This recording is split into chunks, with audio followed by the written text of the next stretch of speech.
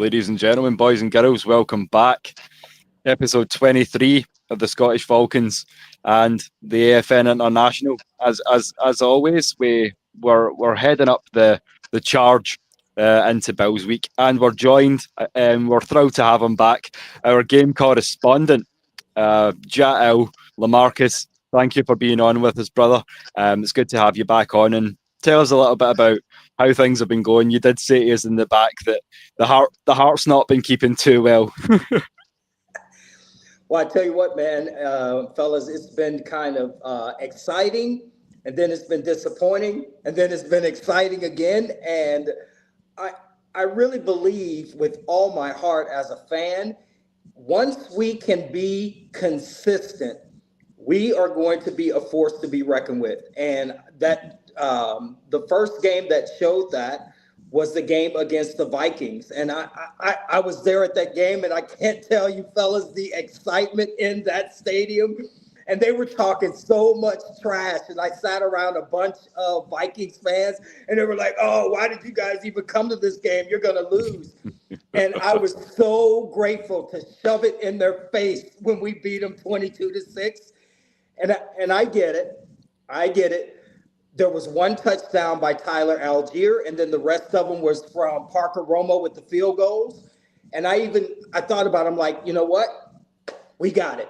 Our defense was on point that evening, and they showed the world the kind of football that we can play when we are locked in. But now we just need to manage that with the offense. And when we can get both of those clicking like that with the offense and the defense playing lights out the way they were playing, there's nothing that can stop us. And I believe that. Like, I literally believe that when the defense played the way they played against Minnesota and the offense played the way they played against the Commanders, nobody can stop us.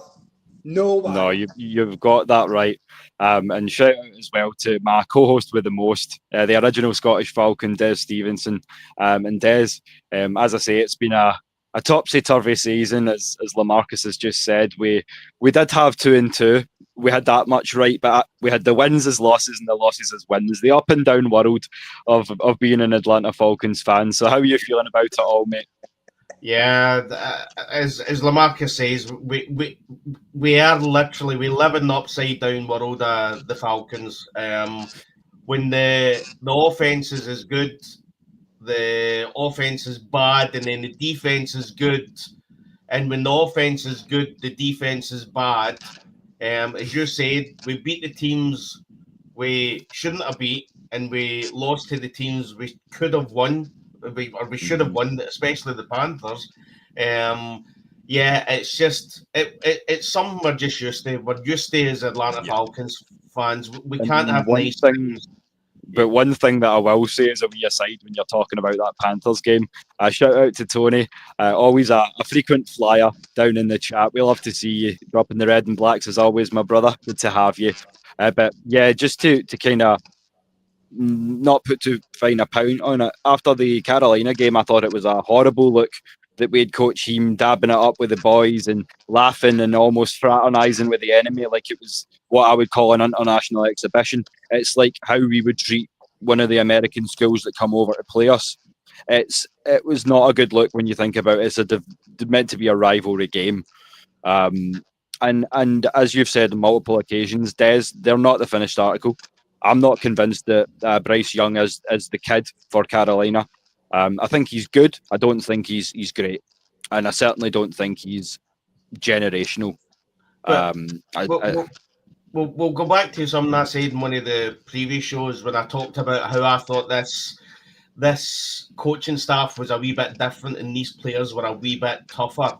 And that came, I'll always go back to the kneel-down touchdown against the Aints when they effectively were kneeling down and they scored the touchdown. Obviously, it was after Smith's last game.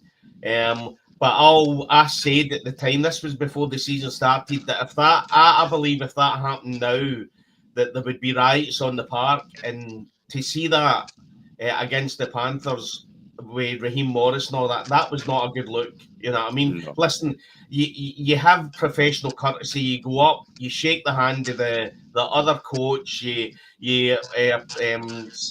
thank and say well done to the other team and everything. But you're literally, you should have fire coming out your eyeballs, and I didn't see that. And again, I said in the Thursday show, the scariest thing that came for that game was the fact that it's been through a side, and Raheem Morris came out this week and said, "Listen, we're effectively just going to say it's been a bad day." But has there been any analysis? Have we looked at it? Why did it? Why did we fall short? Why did we not score against? Let's be honest, one of the most inconsistent teams in the NFL. It just seems to be it's through a side, and to be honest, that I'll say again, the Atlanta Falcons are a good team that could be great if they just stop making the daft, wee, silly mistakes. Yeah, as you both say so often, if we could get out of our own way, we may well be nigh unstoppable. And that's the beauty of it, but also the curse. And an interesting question there from Floyd Donnelly. And we were only going to get into it until we actually broke the game down, but why not cover it now? I think it has the potential to be. I'll go around and see what you boys think, but I think mid to high 20s. I think maybe 28, 24. I think they're two decent defenses. I think Josh Allen is a level of player where we inevitably are going to have some plays where he's going to get the better of us. He's just that guy. I'm not going to take anything away from James Cook either. But with that being said, Des pointed it out to me that Buffalo come in with the number 22 ranked defense against the run. And they've not met the two-headed monster that we are bringing on Monday night. So, yeah, I think it could be, as I say, maybe 28, 24, something like that. How about you, Des? Listen, see if it's 3-0 and it's a Romo kick at the last minute of the game, I'm fine with that. I just, for me, that something's going to give, because, and I'm going to be honest and say that I know everybody's saying that the Bills are going to win. I don't know. I normally have a sinking feeling when I'm getting into games, but what I would say is we talk about the upside down world of the Atlanta Falcons, but this season it's been the upside down world of the NFL. You know what I mean? Jacksonville Jaguars are beating the Chiefs. You know what I mean?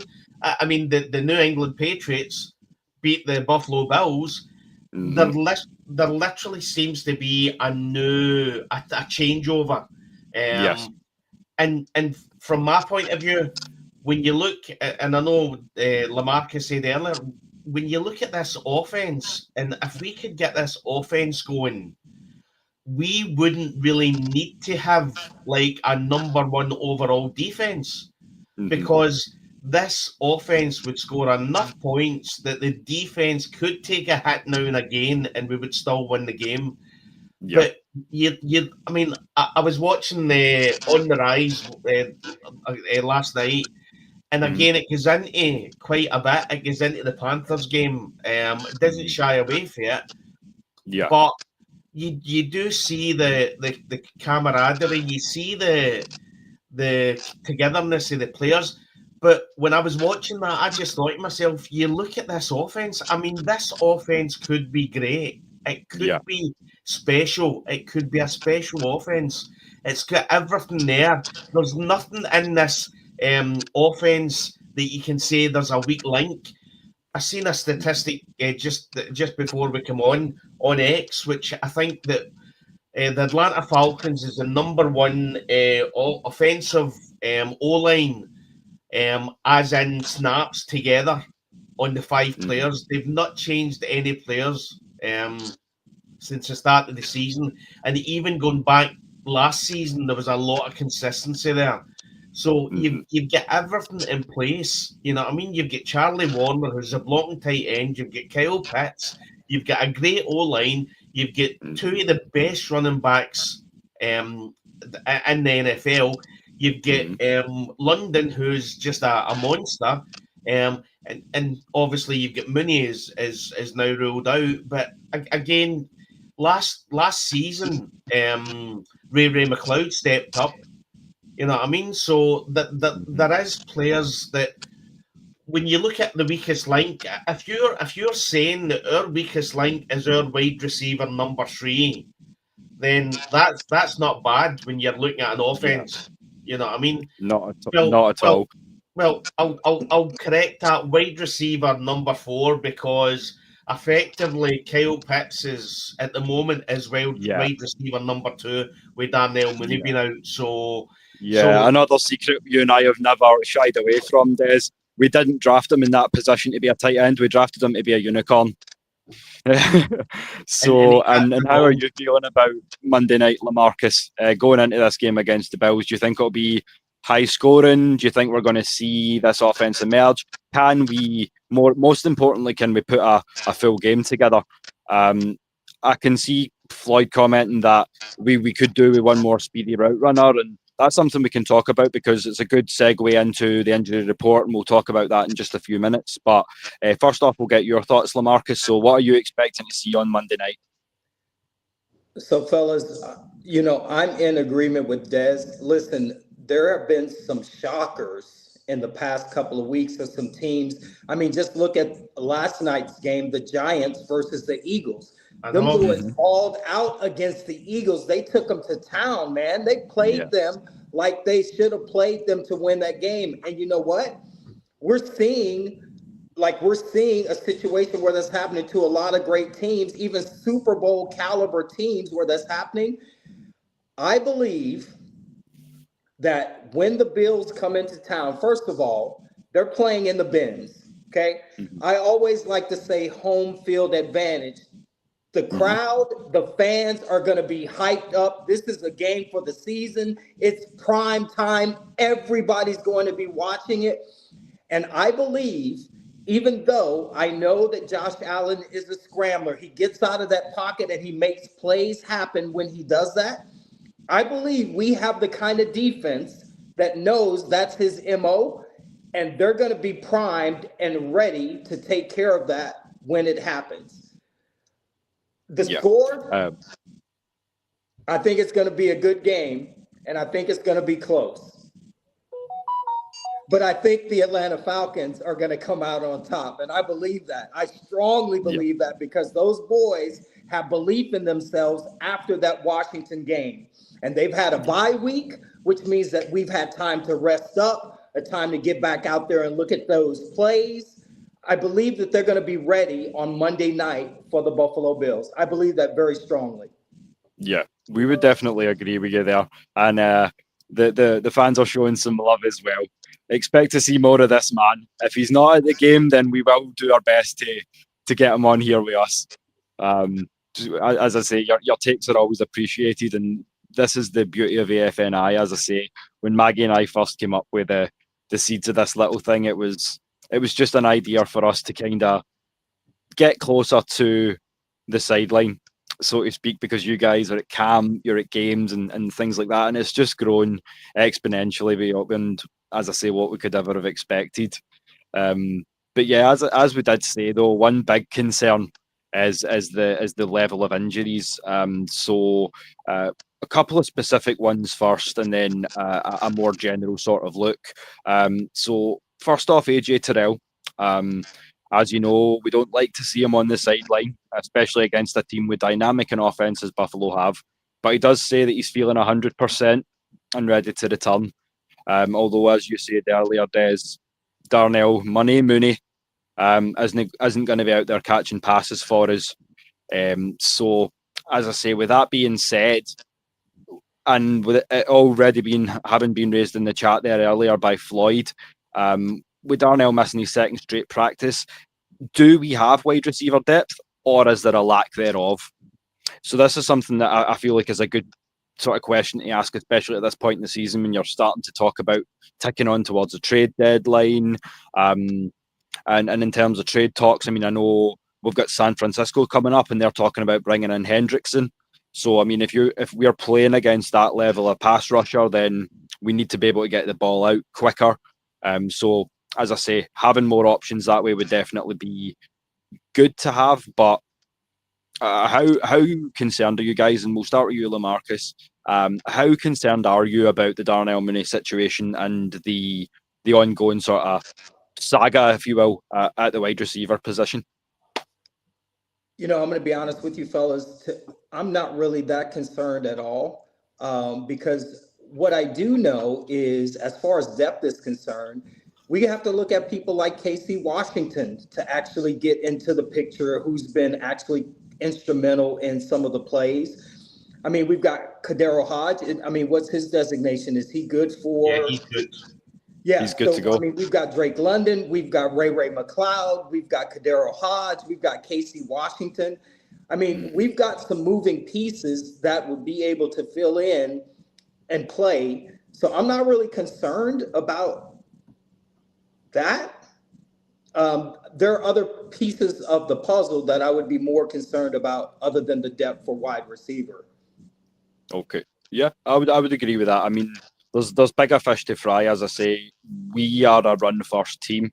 As much as we have a hell of a lot of weapons in terms of passing the ball, we are a predominantly a run heavy team, and I feel like if we stick to that ethos, then we can still do great things and we can still get this W.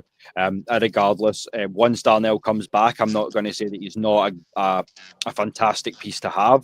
And as Des says, he's one more name that you can throw in when you say just how stacked our offense is.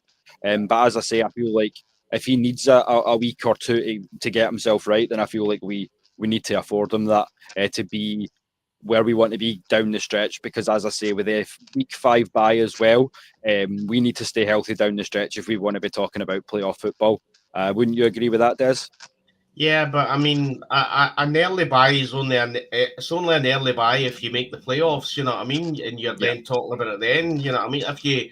If you're out before the playoffs kick off, then it doesn't really matter. That's right. What I would say is that if you're coming up against the 22nd defense and run the run game, and you've got, I mean, listen, you've got Bijan Robinson. Don't forget. I mean, this guy defies all the odds. It's not a case of if they were sitting number one, you're still using. If they were sitting number one run defense, you're still using Bijan Robinson. You know what I mean? Michael Penix Jr. is still a young quarterback. This is only going to be his 8th game. He's in prime time Monday Night Football, so the nation's watching. Yeah. So the last thing you want to do with this guy is expect him to chuck it 40 odd times and expect not to get picked off. You know what I mean? You use the run game to your advantage. And I always say, when you've sledgehammered the defense into oblivion, you then bring up Kyle Pitts, you bring up Drake London, and you just have a field day. But to help Michael Penix Jr., you're running, as I say, run the damn ball. There you go, baby. the old KISS principle. Take it back to football 101. Keep it simple, stupid. Just run the damn ball straight down their throats. And this is the thing. This is something that I don't profess to have been a particularly good wide receiver in my day, but one thing that we build well in Scotland, because of the weather, we don't have the type of weather to allow 40-yard bombs, 50-yard bombs downfield a lot of the time. So what we build is stout, big, hard-hitting offensive lines and a solid run game. So we know what we're looking for when it comes to running the ball. And as I say, you've got to love what we've got in Atlanta. We've got a solid, consistent, big, but fast offensive line that are just allowing Duke and Nuke, as I like to call them, Tyler and Bijan, to get the job done. And as I say, the name escapes me, our RB3, the speed demon. What's that kid's name again? Nate Carr? Yeah. Yeah. Nathan Carter, yeah. Yeah, it's like if you can get your pulling guard into the second level and bust a hole for that kid, it's over with. He's gone. He's got that kind of breakaway speed that's just insane. So I feel like I couldn't. I don't feel like fantasy wise you could put together a better running back room than we have right now. So yeah, I feel like in terms of wide receiver depth, we just need to remember to keep it simple and keep it like do what we do so well. Yeah. And I feel like that's one of the keys to victory on Monday. And I think it's how we deal with Josh Allen's coming out the pocket and running the ball. Yeah. What I would say is that maybe last year I would have been a wee bit more concerned. And to be honest, we always have suffered and struggled against mobile quarterbacks. But you've got, I mean, but we've like the linebacker core, we've increased the speed and the toughness in there. Divine Diablo, you've got Caden Ellis, you know what I mean? So again, you've got A2, you've got better pass rushers, you've got better interior defensive guys, you know what I mean? So again, as I said earlier, Jesse Bates has come out and said that they have been prepping Josh Allen in the second stage, as in running the ball. And Jesse Bates came out and said that I'm assuming we're all going to be knackered after this game. So effectively, they're going to be they know they're going to be busy with Josh Allen. And to be honest, if you break down and stop the offense, and then you stop Josh Allen coming out the pocket and running, then that could be a success for us. What I would say is the unusual thing is the fact that we're still. I wouldn't say that I try not to curse, but we're still waiting in the defense to effectively lay an egg. We're still waiting for the defense to have a bad game. And effectively, every game they go in and they put up these numbers gives us more confidence. But you're still, although you're confident about a game and you're confident about the defense, you're just waiting for that one game where we get absolutely overloaded and overrun. Yes, sir. Y'all know what they say about pride in the fall, right? Yeah, and you just wonder whether it's going to be this game. That's the issue with the Falcons just now. I mean, we've watched 4 games, and 3 preseason games, and I'm still unsure. And that's the worst thing about it. This isn't a head coaching staff that has just came in this year. This is from last year, but you would think that they would take the consistency in the start, the end they had. Well, they didn't have a good end, but effectively they were playing not bad with Michael Penix Jr. and they would bring that into the season. But it's been starting and starting and starting and starting, and like the offense, but the defense has been fantastic. But because you're used to this stop-start and nothing going right, just the world of the Falcons, you're just waiting for the defense to lay an egg. And we're at that point where, I know we'll go into it later, but we're at that point where we need to effectively be in a position where we can come up against, I'll go back to the 2016 season. Literally with the offense we had, didn't matter who we played, we knew we were going to win that game. You know what I mean? We were just battering them. We would have the odd bad road game, but we were literally just overpowering them constantly.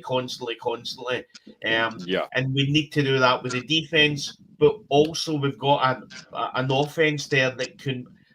I mean, I'll see what LaMarcus thinks, but if you take away the coaches, but if you look at the 2016 offense that we had, and then you look at the 2025 offense that we had, now what I would say is forget the O-line.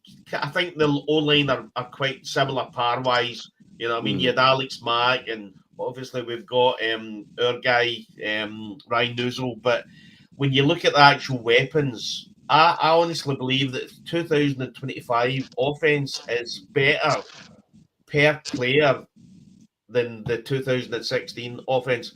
Wow. Now you've got Julio, who was like a one-off, But Yes. we've also got Bijan, who's a one-off.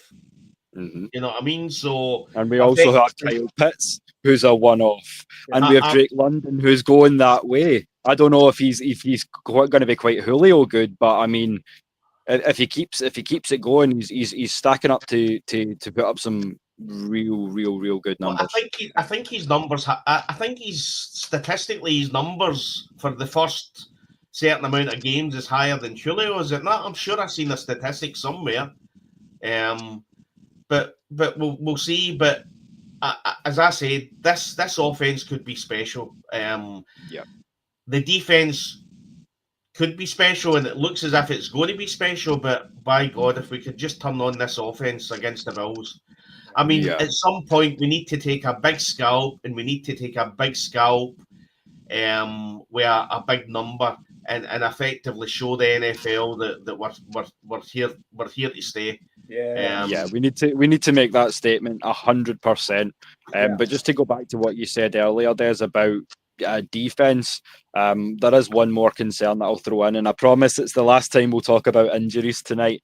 But this one comes to us courtesy of Kevin Knight from the Falcaholic. So he's been busy, and we were grinding last minute to bring you this update. So if you don't know Kev, you should by now. He's on X at Falcaholic Kev. So, as I say, that comes courtesy of him, and he is basically giving us the breakdown. So, we've already spoken about Darnell Mooney out with a hamstring. We also have cornerback Clark Phillips III, triceps and an illness. Defensive lineman Laquale London, tricep issue. And as we just recently said, we activated Taquan Graham from the 21-day IR window. But it looks like he's re-aggravated his calf. As you say, he was active in the last 2 days of practice, Lamarcus, but it looks like things aren't maybe going as well as we'd hoped.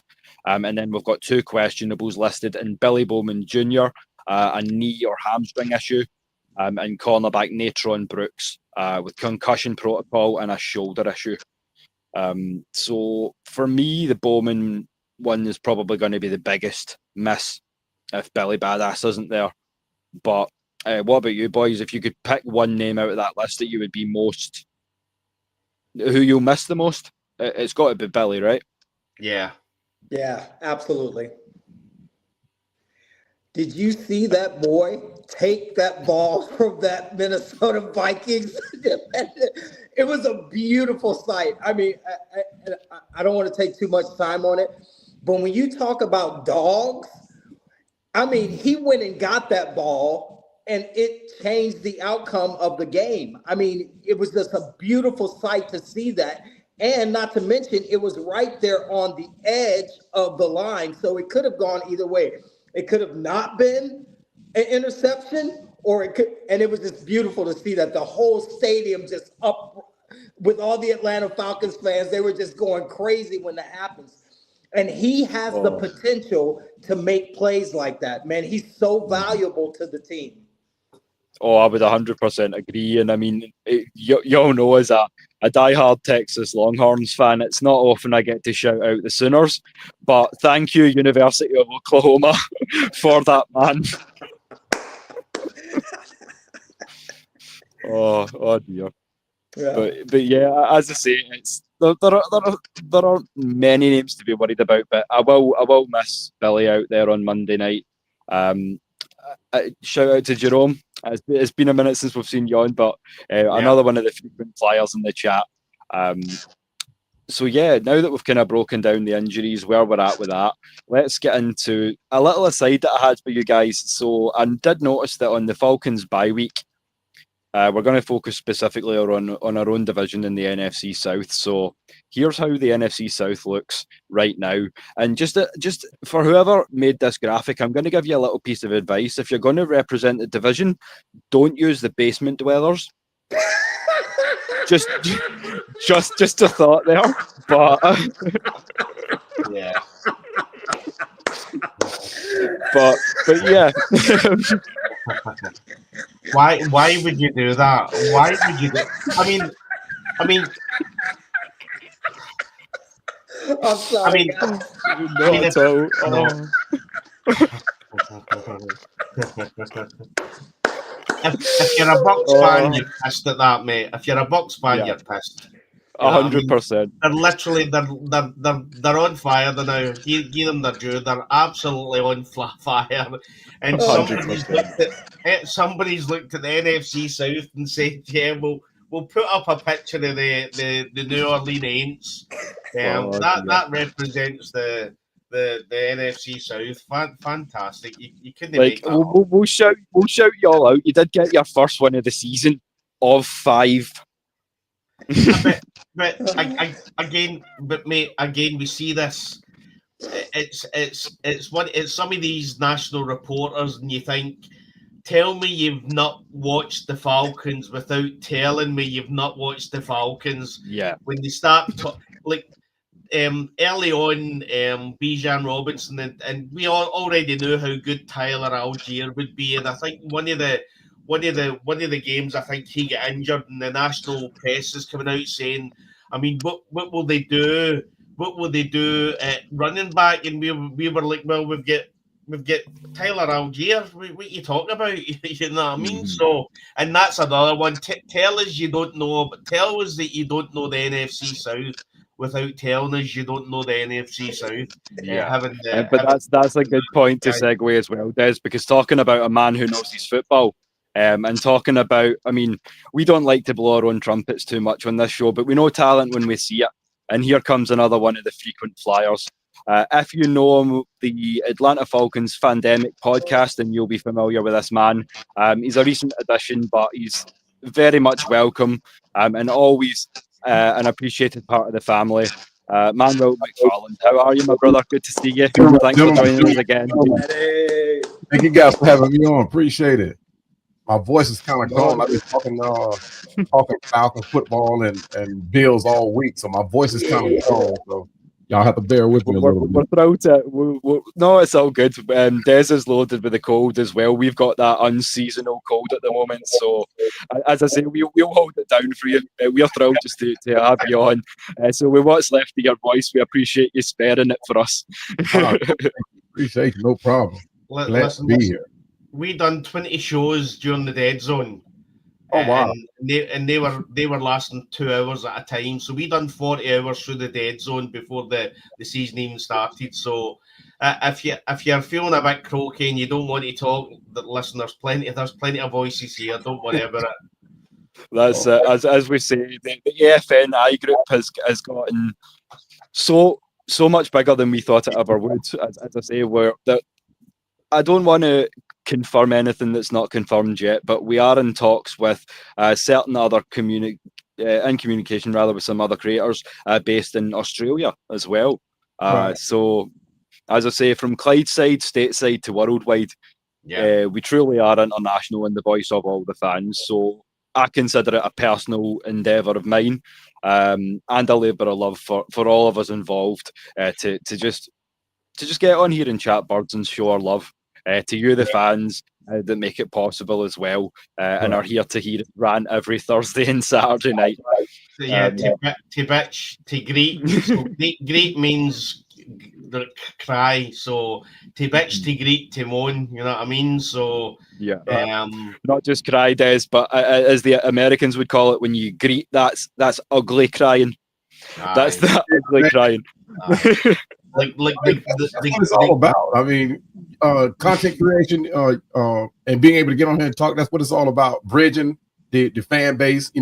Everybody's not going to agree on the same thing. That's a gimme. But it's all about unifying the fan base, and that's what it's all about. Whether it's here in the States, abroad, Germany, Australia. I mean, wherever. I mean, that's what it's all about, man. You can't help but when you're a fan of the Falcons, man. I mean, a lot of media bases, they shortchange the fanship of the Falcons, right? But until you actually get down into it and be a part of it, you don't realize how big it is. You don't realize how important it is to actually be. You don't even have to be just in Atlanta, because I can't tell you the amount of fans that I got from other teams that are in my that are supporters of my channel.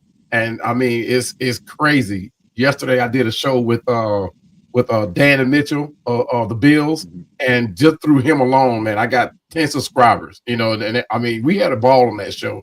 but it's the fanship and the base of the Falcons, man, it's unreal. A lot of people, like I said, they don't sell us like we're supposed to, but I get it. We haven't won a Super Bowl, but hey, it's coming. Yeah, and that's the beauty of it. Supporting a team that doesn't have a Lombardi means that we get to be there when they get the first, and that's going to be a special moment. But the other thing as well, Will, is we don't support a team. We support a team that their head coach don't ask the players to hurt other players and actually pay a bounty on it. You know what I mean? Right. We effectively have an owner who literally puts as much money into the community as he puts into the team. You know what I mean? Exactly. That's the difference. Atlanta Falcons. If there was a good guy and a bad guy, the Atlanta Falcons in a Disney film, the Atlanta Falcons would be dressed in white. You know what I mean? And the other one would be dressed in black and a wee bit of gold on it. You know what I mean? So gold. Yeah, I mean, there's certain traits that you don't want in your team. You know what I mean? Right. And again, that's the thing that I love. Again, when I came to Atlanta, the love for the city and the love for the football and college football and baseball, it's a sports town, right? And we've seen with the Braves 2021 World Series that Atlanta's just craving that sports success. They want to either the Hawks or the Braves, us guys, or the soccer team United, Atlanta United. They're craving success. And to be honest, what I would say is when we win the Super Bowl, it's going to be like a volcano, mate. It's going to be electric. And it's funny you said that because there's an article that's highlighting the fact that Atlanta wants to become a sports hub, and now they've already started building on the arena for the new hockey team. And I didn't know it until this year that we actually have a championship volleyball team. I did not know that. Wow. Yeah. So once I start my sports network channel, I'll start talking about stuff like that. But you could tell where the culture is going now with Atlanta sports, right? You got the Falcons that have gone out and have built this team that we have, and now you have the Hawks that have built the team that they have now. I mean, I'm ecstatic to see what the Hawks are actually going to put on the court this season. But the Braves, it's another story. They have players. They just have to find a way to play together. But I mean, Atlanta has become that hub now, and I'm thinking that it's not going to just stop with just the Falcons, So I think once the Falcons, especially if, like you said, we bring that Super Bowl here, it's going to be crazy electric. Yeah. Well, as you say, I mean, it's something that Atlanta's been building slowly over the last sort of 30 years since the 96 Olympics. But at the same time, like, you don't get a World Cup, to talk about soccer, you don't get a World Cup semi-final if you're not a one of the biggest market cities in your nation. So I mean, like, I've said it many times, like, one of the most important things for me is how much the city, the fans in Atlanta, although I've never visited the city, how much they've embraced this project that we're putting out here, and how much love there's been for it. So as I say, it's just about doubling down. Atlanta knows what it's got, and it's just about waiting for the success and the consistency to manifest. And I feel like, at least to get back to NFL and our Falcons, we're getting there. Yeah, we're almost there. I think Arthur Blank actually wants it. I don't think he's just an owner that just wants to be a part of a team, on a team. I think he wants it. I think he gets the fact that Atlanta wants a championship football team, and the amount of money that he's spending, it's not being highlighted that much in the media because we haven't won a Super Bowl. But I think the fact that Arthur Blank is spending the kind of money that he is doing and willing to do it, because a lot of people don't realize the previous owners that we had, the Rankin Smith brothers, they did not want to spend a dime. I mean, outside of what was the minimum pay for each one of these players, but the fact that Arthur Blank is willing to stretch that playbook, that checkbook, and pay these players and try to keep them here, within a reasonable amount of time. But I think he wants to have that Super Bowl here, as we all do, but it's one of the things, like you said, it's going to come with time. I think we have that core team here. I really do. Yeah. And there's something that's different about this team. You got the Bijan, you got the Drake, you got players on all corners, that can help bring that Super Bowl here. And I actually love it. I haven't been to a game yet this year, but I think once I get an opening of my schedule here, I'm pretty sure I'll be able to catch a few of them. But I'm ecstatic. I can't wait. I can't wait till we really get into the bottom of this season. Yeah. I just pray that we can stay healthy down the stretch. That's a point I made earlier. But yeah, if we can stay healthy down the stretch, and as I say, we've already shown that we can hang with some of these teams. I mean, going into the season, Des and I were as like we always strive for 17-0, as you know, but we try to be diplomatic about it. But I mean, we hang in there. We beat Washington. Right. Washington are no slouches. We beat Minnesota. Minnesota's no slouches. So there's no reason why we can't handle in the next 2 weeks Buffalo and San Fran. There's no reason at all why we can't get it done. Right. Monday is going to be crazy. I really wish I could be at that game, man. That Buffalo game is going to set Atlanta on fire. Now, if we manage to win that game, they might have to put a cap on Atlanta, but it's going to go crazy, because then everybody's going to have that reaffirmed, confidence that we can be that championship team. And Buffalo, like you said, is not a slouch at all, by no means. You talk about the AFC juggernaut. I mean, and not just of the AFC, they're the team to beat right now. And if we can go in there and play them strong, play them big. I mean, even if we take an L, I know I hate to say it like that, but even if we play them strong and play with confidence, and we can be, put up a good show, I think it'll reaffirm the fan base, like, hey, we are that team. We are back. We are built and winning right now. Mm-hmm. Fellas, the Patriots exposed their weaknesses, and we can do even more than that. I think that game was a prime example of where we can beat them, because the Patriots beat them, and we can do the same thing. And guess what? To boot, we're going to be playing the Patriots also. So it's going to be the ultimate test. It's going to be nice. I'll tell you. And the thing about if we play them, and we have the same defense as the Patriots, not built, but we play the same defense. Now, the only thing that sets us apart, our defense apart from the Patriots, is we have Jeff Albrecht, who brings a totally dynamic to the defense. And I think he had these players now getting after the ball. And that's what we want to do to Josh Allen. We got to get Josh Allen out of that pocket, not to make throws or whatever, but to get him to run into making illicit decisions. I mean, we can get him to doing that. The Patriots proved that. You get him out of that pocket, get him running. He makes bad decisions. He doesn't make good throws. And for people like Xavier Watts and Billy Bowman, AJ and Terrell, I mean, I'm hoping that we can pull off a few interceptions that'll change the impact of this game, as well as Michael Penix doing what he does. Because right now the Patriots think that they have our number for some reason. I don't know why. Like I said, I was in that in the podcast yesterday morning with these guys, man, and they actually think that Michael Penix is not that guy. And I'm like, have y'all not seen the footage? I mean, you can go all the way. If y'all don't go back all the way to the end of last season, y'all know one thing that Michael Penix can do is throw that ball down the field.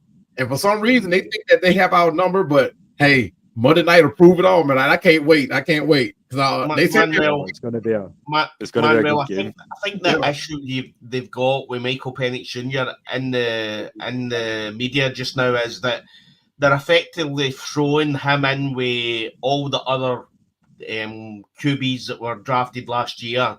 Right. But unlike the other QBs like Drake May and Caleb Williams, he's literally only just about to play his 8th game. You know what I mean? So whereas they were looking at the Drake Mays and that last year when they played 8 games and they were still making mistakes, saying, well, it'll take time. Right. They're looking at Michael Penix Jr. and saying, well, he was drafted last year. We're now looking at him now, and he doesn't look as good as these guys. Well, he's played less than half the games that these guys have played. You know what I mean? And I think that's where the issue's coming from. Yeah. I mean, what I would say is if you can't look at Michael Penix Jr. and see that what he's got when he turns it on is, I mean, he's got an electric arm. He's got, I mean, they shows down the field are just, I mean, they're to die for. Right. Plus, he's got it can be sometimes scattery with the consistency of the shows where they go. But again, that's just learning. He's only played 7 games. Yeah. I mean, what do you expect this boy to do? He's played 7 games in the NFL, which is a completely different monster. You effectively look back to Peyton Manning. Manning still holds the record for the rookie interceptions in his first season. Now, if Peyton Manning had played and been drafted last year and had done as many interceptions last year, he would have been binned. Yeah, exactly. It was a different NFL then. There wasn't a cap on what you were paying the rookies. Right. Peyton Manning came in and was literally the highest paid player in the NFL. So at that point, you had to give him time because you had paid the man. You had guaranteed him the money. Right. Whereas now, because there's a ceiling on how much you can pay these players, it's more a show away. It's a show away NFL. He's not doing it after 5 or 6 games. Let's move on. And that's what the media's looking. The media's looking at what he done, and they'll go back to Carolina, and then they'll show some of the issues with some of the shows last game, and then they're saying, well, he's not the finish article. He's played 7 games. Of course, he's not the finish article. Yeah, exactly. Yeah, and I feel like almost they were expecting a generational shift so quick, and sometimes you do need to let this cook a little bit.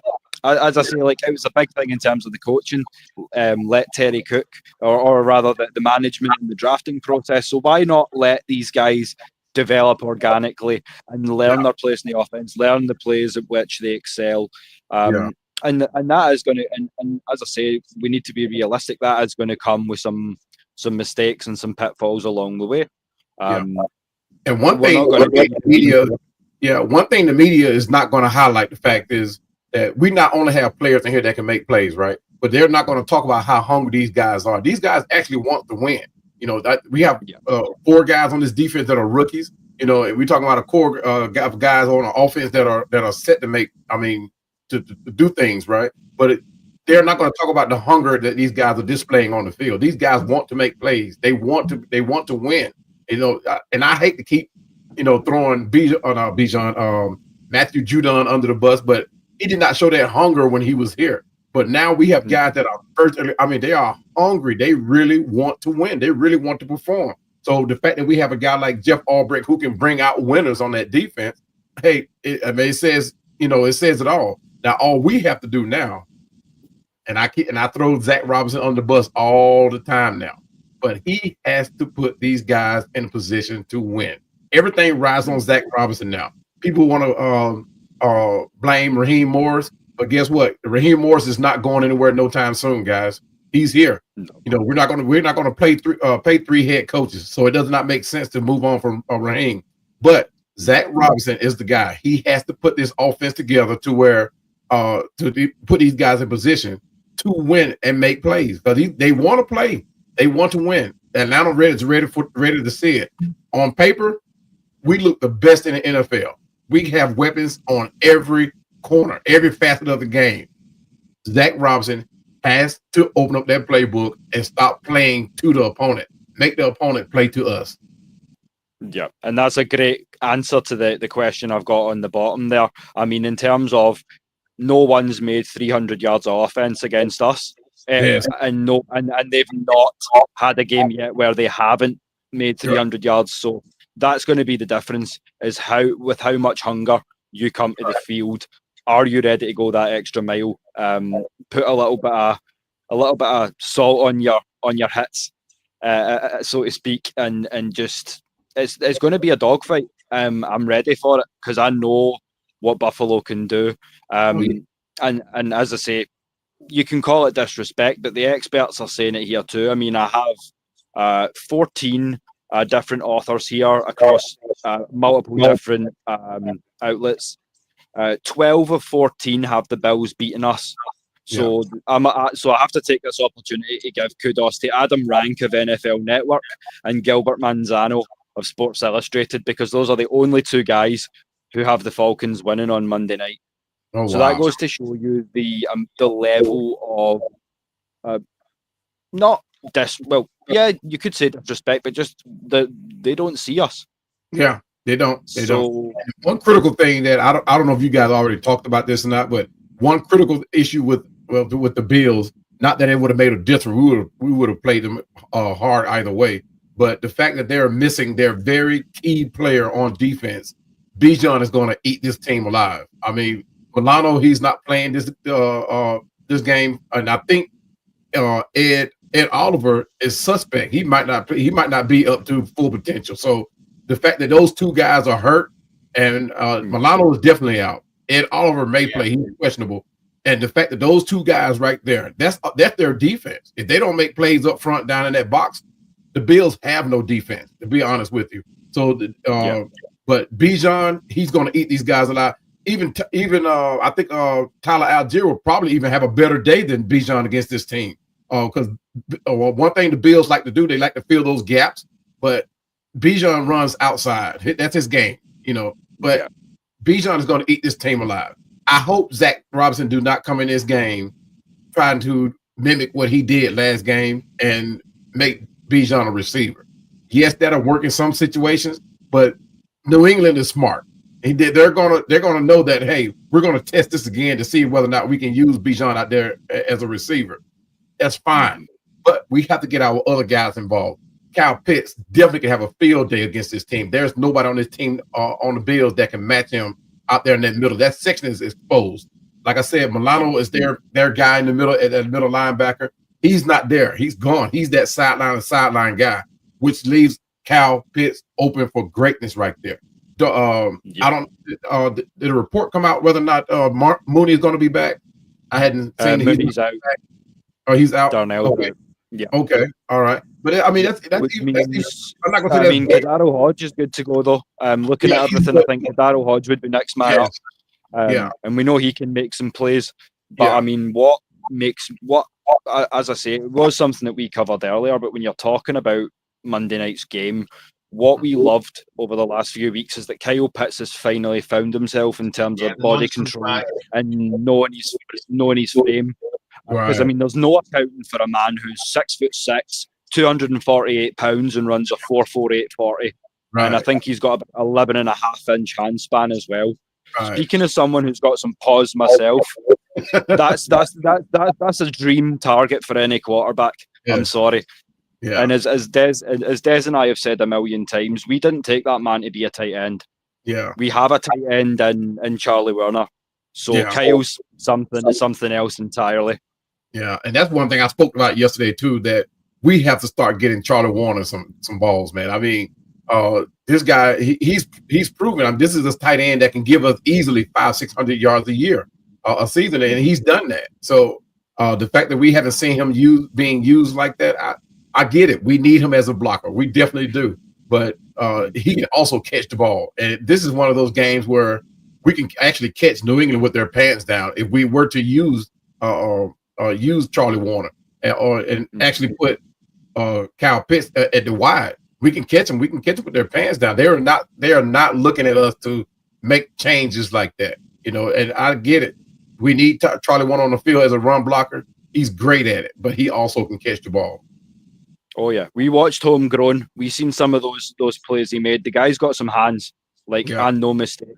And I feel like that's a big point in why a lot of teams overlook us, because they expect us to do one thing, but they don't realize how situationally flexible we can be in terms of personnel, lineups, mismatches, right, and taking advantage of those as well. Yeah. And I think that's where, well, as I say, to summarize my thoughts on the game, Buffalo are a great team, objectively speaking. That's the MVP of the league that's coming into our house.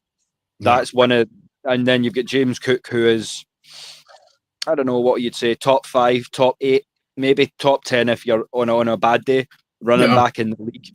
So Yeah. that offense is not to be slept on in any way, shape, or form. Most But certainly.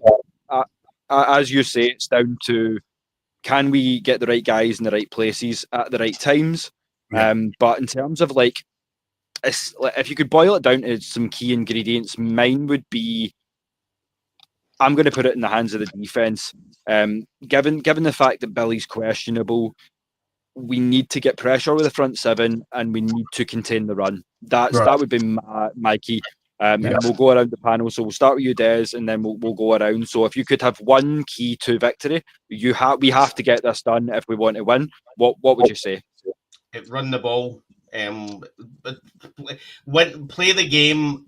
Your offense should be running the ball. As we've said, the 22nd defense, 22nd in the NFL for run defense, and they seen anybody like Tyler Algier or Bijan Robinson. So effectively, you start the game and you run the ball and allow Michael Penix Jr. to start to suss out the defense, what the Bills are trying to do, and then just build it up and slowly bring in Kyle Pitts. I think Kyle Pitts is probably more important in this game than Drake London, because I think the Commanders game, I think that was probably one of his best games I've seen him play. He looked like the rookie monster that we all seen, literally pushing people out the road, stepping over them. And I think, but I think with that, it's if you start the offense and you start expecting Michael Penix Jr. to be batting the ball all over the place, then we're going to get picked off. What I would say is that the Sean McDermott in Buffalo Bills, he likes a complex defense. So again, Michael Penix Jr. has to just suss this out, see what he's watching, and then take it slowly. And then as we bludgeon them with the run game, we then slowly bring in Drake London, Kyle Pitts, Ray McLeod, Casey Washington's there, although the last show I called him Carlos Washington. That's so that for me, it's all about running the ball. If you've got somebody, it's a bit like saying that when you had Julio Jones, don't throw it to Julio Jones. Well, unfortunately, in one of the game we do not mention, we didn't. But no. But if you've got a unicorn like Kyle Pitts and effectively a future Hall of Famer like Bijan, then you play to the strengths. You know what I mean? Mm-hmm. Yeah, no, 100%. We need to take advantage of these guys. Like, we know what's best to use them. And as Manuel made the point earlier, and Lamarcus has said as well, I think it boils down to, is Zach Robinson prepared to make adjustments where he has to, especially because we are short-handed with the loss of Mooney. I mean, I know predominantly, as I say, we need to focus on the run, but if we focus solely on the run, they are going to adjust. Sean McDermott and his coaching staff aren't, as I say, by any means a bad coaching staff. They're consistently the last 5 years top or thereabouts in the AFC. So my concern as it comes to coaching is, what is Zach Robinson prepared to do to get the job done? Yeah. And how do you feel, Marcus, about it all? When it comes to the one thing we need to do to get this W, what is it for you?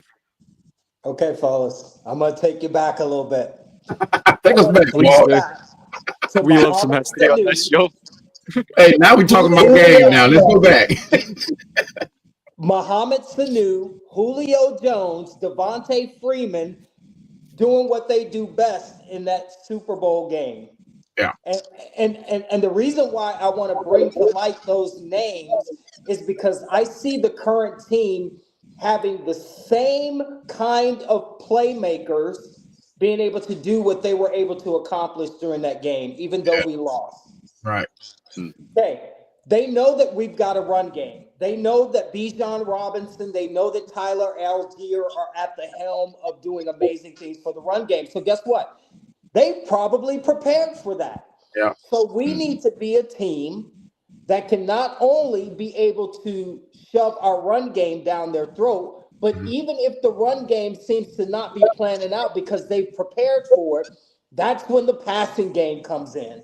Like, that's where that balance comes in at, okay? We need to be able to deliver on both sides of the ball. Yes. Passing-wise with our wide receivers, tight ends, and running with Bijan and Tyler Algier. If we can balance that, because we know they're going to be prepared for that, just like we're preparing for Josh Allen to step out of the pocket and try to make plays. Everybody's preparing for everything. But the winner of that game is going to be the team that is the most prepared for every situation and scenario that comes about. Facts. Listen, Lamarcus, as we say, Des, the boys. Sorry, before you continue, the boys always do their homework.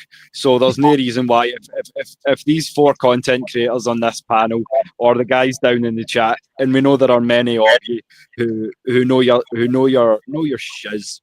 Yeah. Why can the coaches not do their due diligence? We know what's coming into town. Right. We just need to be prepped for it. All I'm going to say to Lamarcus is the only way that you can prepare for Bijan Robinson is to put a little bit extra mustard on your hot dog before you arrive. Hell yeah. You just cannot. There's nothing else that you can do to prepare for this one. Oh, for sure. I agree with that. That is it. So although you want to prepare for that, man, it's an old Mike Tyson thing. Everyone's got a plan until they get punched in the face. Right. You know what I mean? That's it. These players don't know what they're about to come up against in Bijan Robinson. So Exactly. Let's hope they have a wee bit of extra mustard on their hot dogs before the game. Exactly. Yeah. And one thing that I found out in doing my research was Buffalo Bills currently, their defense gives up 5.5 yards per carry. So that is critical. That is huge. You cannot give up 5.5 yards a carry to Bijan or Tyler Algier. If you give up that much, they're going to take more. They're going to take more. And the fact that Milano is, and this is with Milano, I mean, and with their middle linebacker Milano out, he's probably going to take even more. So you just look for some breakout runs from Bijan or Tyler Algier. And I think that will be Zach Robinson. Hopefully that'll be his game plan, is to keep running until they cannot stop us. Just keep running. That old school style Bill Parcells offense, just run the ball. Boom, boom. Just pound them with it. If we got to, I don't know if Nathan Carter, I don't know if he's available, but if he is, use him too. I mean, just running the ball, because one of those 3 running backs is going to have a world of a game against this team. The Bills are hurt. I mean, their 2 most important guys are hurt, and they got a third one that's not 100%.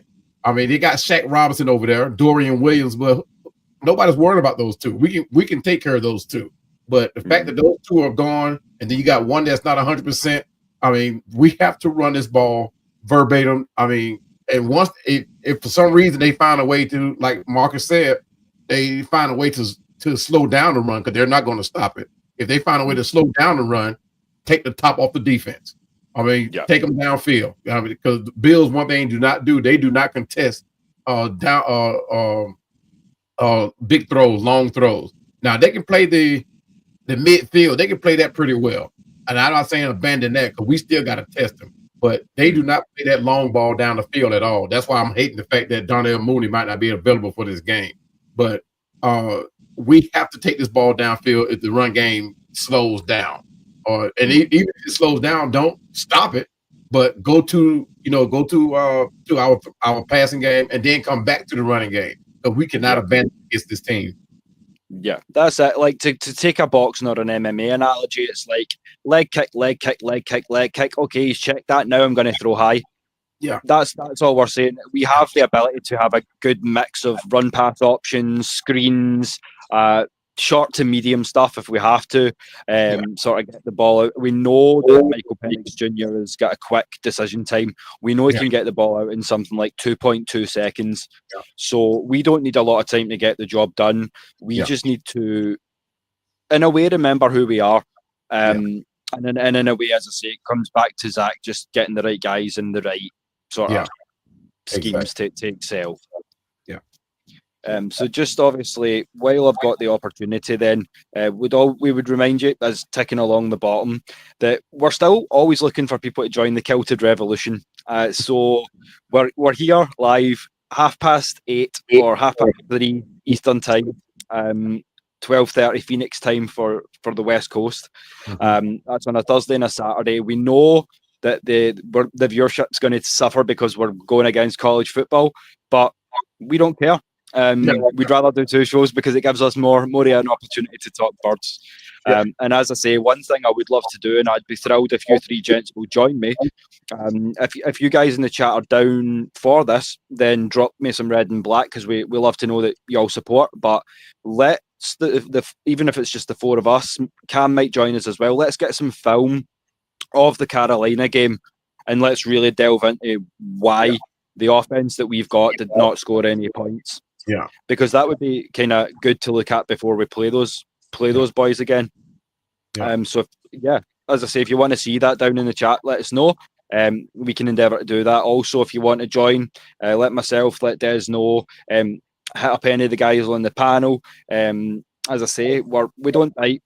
We're more than happy to have new members. As I say, we just want to grow this thing. So, and obviously off the back of that, you guys got anything you want to add, or? Yeah, I was going to say I'd probably prefer to watch the Super Bowl game than watch that Carolina game, to be honest, mate. You know what I mean? It's not going to be pleasant watching. As I say, if you're coming in for the watch party on that one, it's going to be 18 plus, because the language is going to go south real quick. That's definitely going to be PG, I think. I mean, you're talking about earlier on about the 12 or 14 going against the Falcons. I've not got an issue with that, mate. The Falcons need to be in a position where we're consistent and we're constantly beating these teams. You know what I mean? Effectively, if you look at it, New England, the New England Patriots beat the Buffalo Bills. But we're not all talking about how the New England Patriots are the best team in the NFL. The New York Giants beat the Eagles last night, and again, we're not all jumping on their bandwagon and saying, right, the New York Giants are the best team in the NFL. We need consistency. You know what I mean? We bet the Super Bowl champions last year. We should have bet the Super Bowl finalists last year. And the previous Super Bowl champions as well. We just need consistency. We need to be in a position where when we're going up against Buffalo Bills, it's half and half. There's half the people think that we're going to win, half the people are thinking the Buffalo Bills are going to win. But that can only be done by constantly winning and continuing to win. But the problem is, if you have like a decent game in the first game, but you lose, you have a decent game in the second game, you win, but there's a lot of question marks because of JJ McCarthy. You then effectively lay an egg in the third game, then the fourth game, you win a good game. But again, there's still questions on Marcus Mariota and not being Jaden Daniels. So for everything surrounding the Atlanta Falcons, there is question marks everywhere. You know what I mean? And that's why if you're a national reporter with no affinity for the Falcons, you're effectively going to go to Buffalo Bills because it's the old faithful routine. The old faithful, they should win, so I'll go with them. But the Falcons need to get out of this narrative where good, bad, up, down, consistency, inconsistency. They just need to be as Manuel said. Even if we lose a game, but we're putting up a fight and we're taking it to the last minute, then so be it. But we just need to stop this roller coaster ride that's constant with the Falcons. Yeah, And I that's agree. why And shout out to first time watcher down there, Rise Up Falcons, and that's a good point, Thomas, because it doesn't matter, to paraphrase Rocky, how many times you get knocked down, as long as you always remember to rise up, and that's something that we as Falcons never shy away from. So thank you for joining us down in the chat. As I say, we love seeing the community's growing. We're live on X as well now. This week for the first run of shows. So we're hoping that that's going to just keep the chat going as much as possible. As I say, we're looking to get some of the Scottish Falcons independent stuff going out as well. But before we sort of wrap up, if anyone's got any questions, they'll drop it. But in the meantime, what's the season look like for you guys in terms of content? So I know you'll be busy with the pandemic, Manuel, but as I say, I think it goes without saying at this point, but consider yourself a frequent flyer. As I say, you've got your logo, you've earned your kilt at this point. Aye. Hey man, I've been a fan since 1978. I said it over and over again, and my fanship, it has never wavered. I've always backed this team, win, lose, or draw, and it's one of those moments. The Super Bowl is like one of those moments you look forward to, right? I mean, you make a prediction every year about what your team is going to accomplish during the season. And realistically, I'm one of those guys that okay, we're going to have problems in this game, but at the same time, I always want my Falcons, to come out on top. It's not a gimme whatsoever. I mean, a take whatsoever. But I want my Falcons to, and to piggyback off what Dan said, they're going to be question marks, right? But as the season go along, you see less and less question marks. You see the improvement. You see the chemistry start to happen. You would like to see that happen sooner than later, but when we're constantly redoing and re-strategizing on our team, you start to see, granted, Zach Robinson is a first-year coordinator. He's still learning the game. I mean, but we put him in that position, and to expect him to come out of the box and have a winning offense. I mean, he does have the players in place, but he's still learning that playbook. Yes, he has been a part of that playbook for years, but to make it his own, that's one of the things that he's going to have to do. And he has the players to do that with. And I think the expectations of him being a winner out the box, which, like me, I want instant success. Everybody wants it, but realistically, you have to look at the fact that he is a first-year coordinator. He is using a playbook that he's never had his own, but he has been a part of that playbook. He got coached through that coaching tree, but going back to his success, that he has to make it his playbook. In other words, he has to realize what players that he have, what players that he can use to make that play calling that he uses successful. Has he come up short? And as you say, through repetition, you're going to find that he's going to get his own little nuances, iron in his own little wrinkles, and check Sundance or whatever, and little audibles, little things that he can do. We're going to see that, I think, maybe as the season goes on.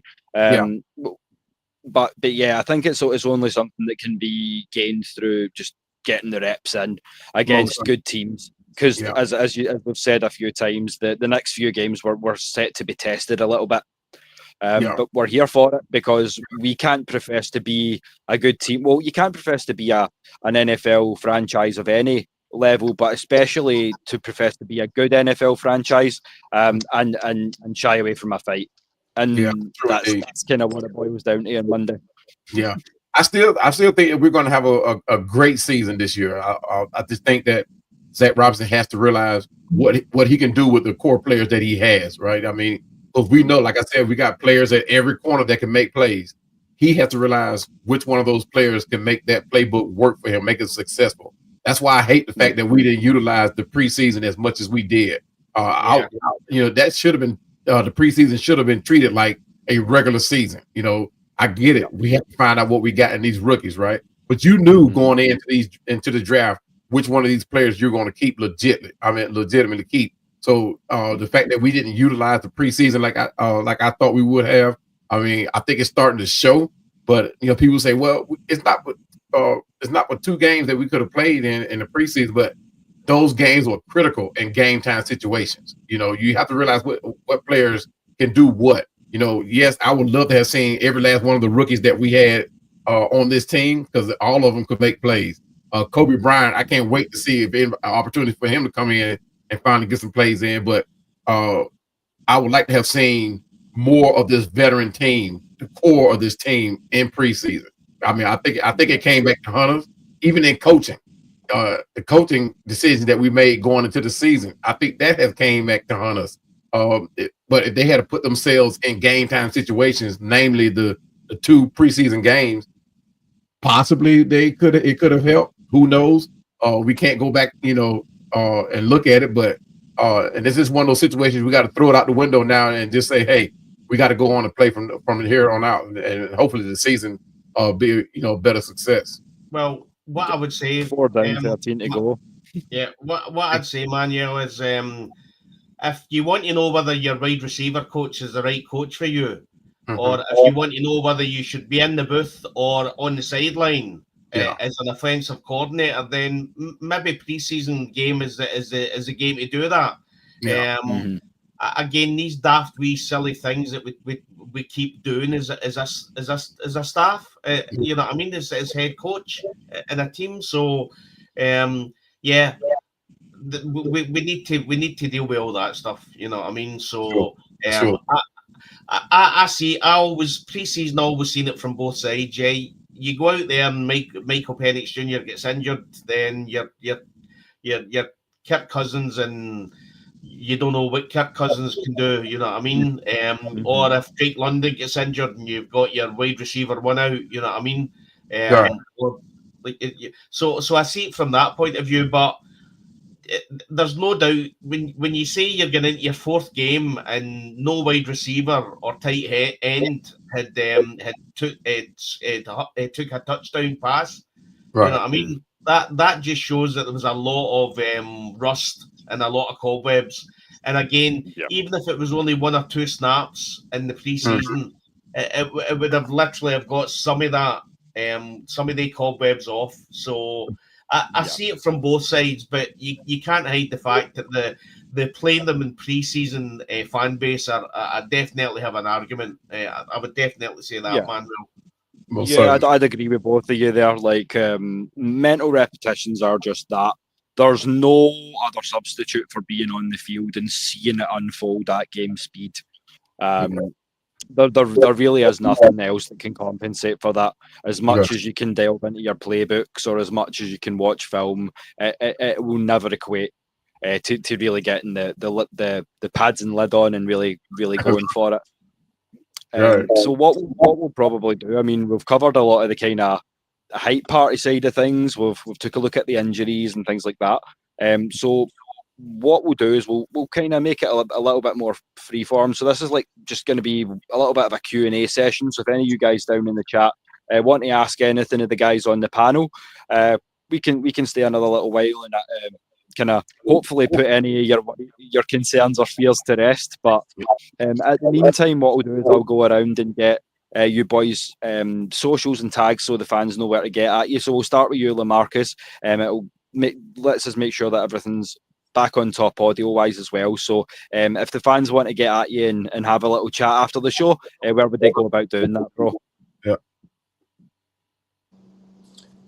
Hey fellas, so I'm still trying to figure out how all of this works.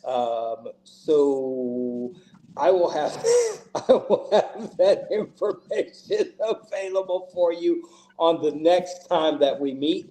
I'm probably going to need Will, you and Dez's help in order to establish that because, again, this is new to me, so I'm trying to figure it all out. I'm usually posting from my Facebook page. As a matter of fact, I did want to put a plug in. I am going to be in San Francisco next week to watch our boys play the San Francisco 49ers. Yes. I'm looking forward to bringing some content from that game. There you go. I'm super excited about that. So there's something to tease the fans for. Hell yeah. That's what's up.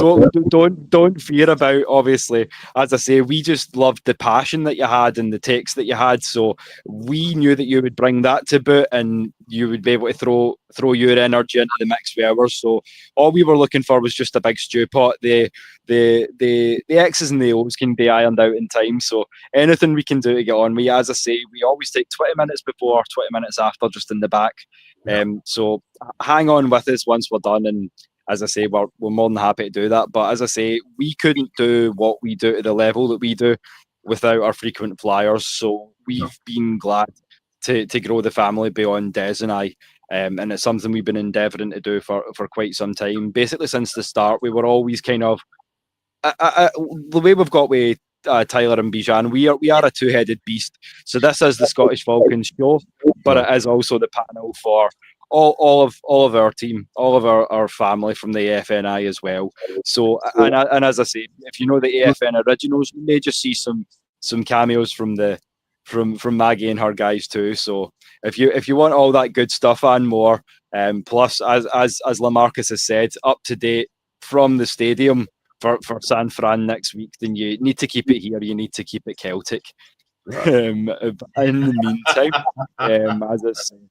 And I do love that tag. So Floyd, thank you for that one. That's another one we can.